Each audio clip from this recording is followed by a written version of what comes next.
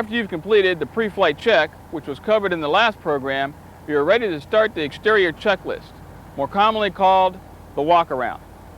The checklist is laid out to begin the walk-around from the front left side of the fuselage and move clockwise around the jet. We'll follow the same order, starting with the left side of the aircraft's nose. Check that both nose compartment doors are closed and latched. You'll find that when the latches are properly secured, they'll be flush with the body of the aircraft. After you've made sure the latches are properly closed and the doors are secure, continue on. Check that both air conditioning inlets are clear of obstructions. In addition to the one underneath, there is one on top, also known as the air scoop. Now we'll look at the nose section. Remove the pitot cover and inspect the pitot tube. See that the holes on the end and bottom of the tube are not obstructed and that the tube is not bent. There is one hole on the end and another on the bottom of the tube that you need to make sure are clear. Now check the wheel well. Here we're looking for any loose connections or hydraulic fluid leaking. Check the nose gear. The tires should be properly inflated, free of cuts or blisters, and have no cords showing.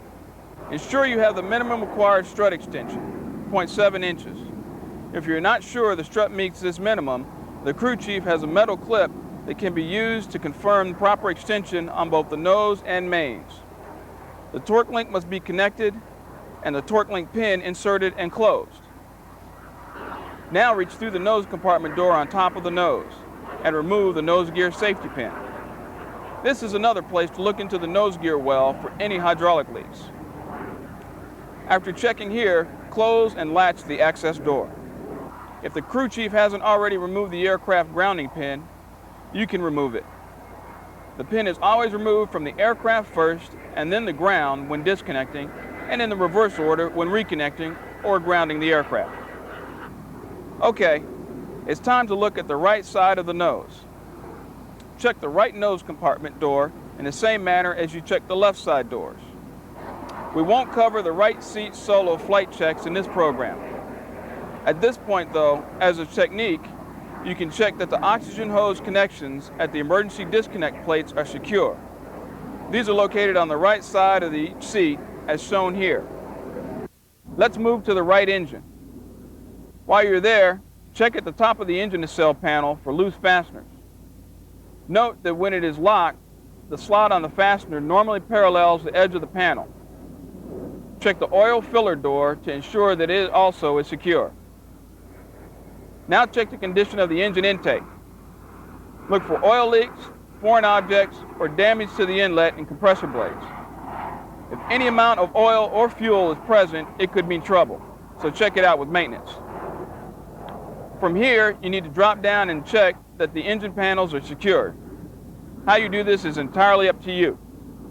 Make sure you check the underside of the aircraft for loose fasteners or fluids. Moving on, we'll look at the right main landing gear. Check the main landing gear in the same manner that you check the nose gear. You're looking for good overall condition and proper strut extension, 1.4 inches.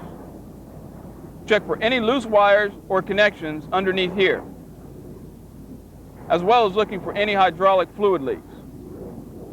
When checking the brakes, you should feel some play in the discs. Also, check the tire tread to ensure it meets current criteria.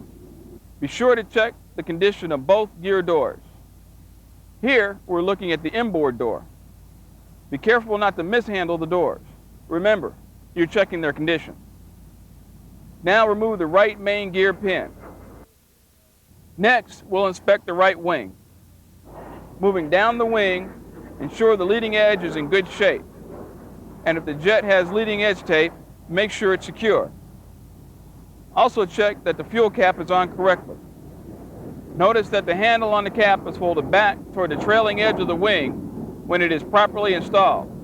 Reaching the wingtip, check the condition of the position and strobe lights as well as the wingtip itself. Also visually check the fuel vents are clear of any obstruction. Moving around the wing, check the condition of the trailing edge. Move the aileron to check for any rubbing or binding, and then check its overall condition. Now check the condition of the flap and its hinges. Don't grab the flap and try to move it though. You could damage the flap synchronizer. Just eyeball its condition and leave it alone. As we move toward the tailpipe section, you may want to push open the fire door and check for any fluids, loose connections, cracks in the engine mounts, foreign objects, and that the exhaust clamp bolt is attached. As a technique, pull your hand out of here slowly to avoid trapping your fingers in the doors. Next, we'll look at the right engine tailpipe. Actually, there are several items to look at here. Check the condition of the thrust attenuators and make sure they are retracted. Then check the tailpipe itself for any holes or cracks in the surface. You should see no mice tabs or a set of 4 when checking the tailpipe. If the engine mice tabs are attached, ensure they are secured to the inboard side of each engine. Look for any broken cotter pins.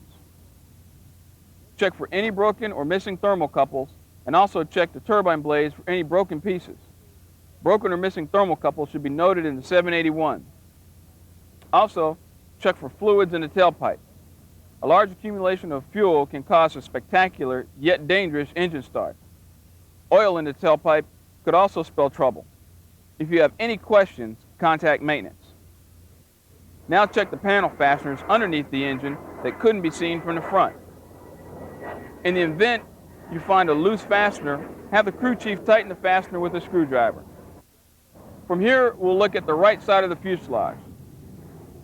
To start, make sure the DME dust plug shown here on the left is removed from its port and check that the hydraulic filler door on the right side is secure. Moving toward the tail, make sure the static port is clear. Look very carefully here because plugged holes are sometimes hard to detect. Next is the empennage or tail section. Check the overall area for any wrinkles and popped or loose rivets. Also look over the horizontal and vertical stabilizer for general condition. Check the elevator for binding and security. Ensure this row of hidden rivets is securely in place. Take it easy on the elevator and be careful not to grab the elevator horn, for it is not stressed for handling. Now check the rudder for binding and vertical play. Be careful not to lift the rudder when it is displaced from the neutral position. Ensure the rudder trim tab is secured and also near center. Following this, check the other side of the elevator. Note the position of the elevator trim tab. With takeoff trim, the bottom of the trim tab should be about parallel to the bottom of the elevator.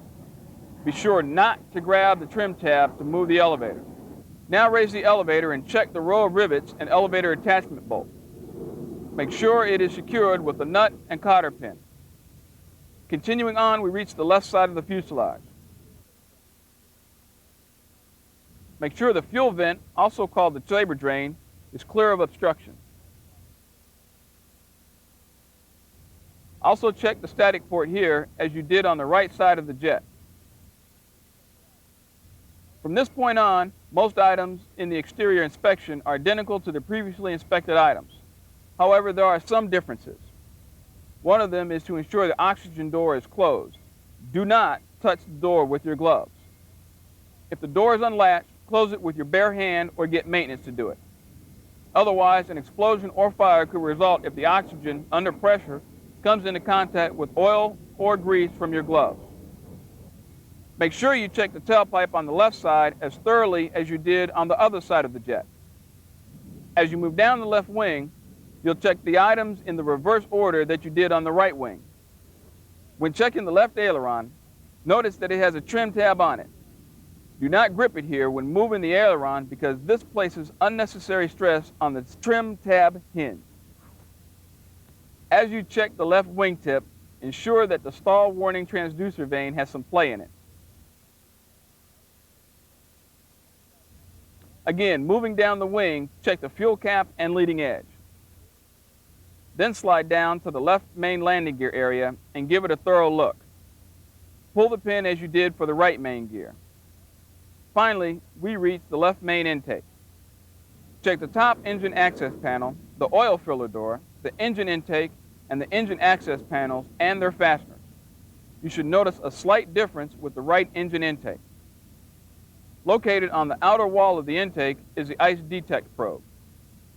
Also check the aircraft belly again, making sure everything is buttoned up.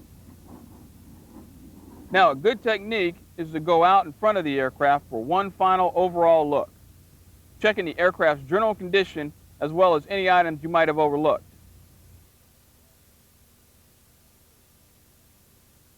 In this program, we've looked at several common techniques used to perform the exterior inspection on the T-37.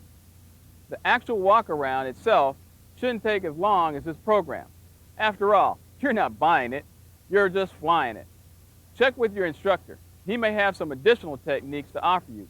And remember, there's no substitute for a good walk-around.